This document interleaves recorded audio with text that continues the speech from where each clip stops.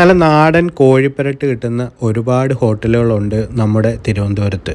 എന്നാൽ ഈ കോഴിപ്പരട്ട് ആദ്യമായിട്ട് ഇൻട്രൊഡ്യൂസ് ചെയ്തത് കട്ടച്ചൽക്കുഴിയിലുള്ള കൃഷ്ണ ഹോട്ടലിലാണ് കേട്ടോ.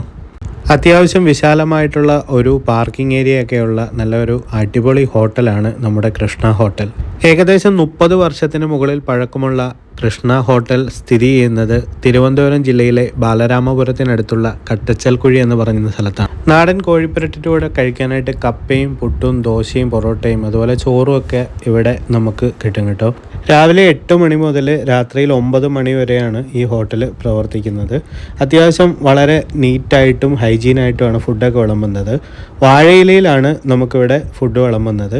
ഞങ്ങൾ ഓർഡർ ചെയ്തത് പൊറോട്ടയും കപ്പയാണ് കേട്ടോ. ആദ്യം പൊറോട്ട വന്നു, അതിൻ്റെ കൂടെ ചിക്കൻ പെരട്ട് 1/4 കിലോ, അതായത് 250 ഗ്രാം, 500 ഗ്രാം, 750 ഗ്രാം, 1 കിലോ എന്നുള്ള രീതിക്കാണ് കിട്ടുന്നത്.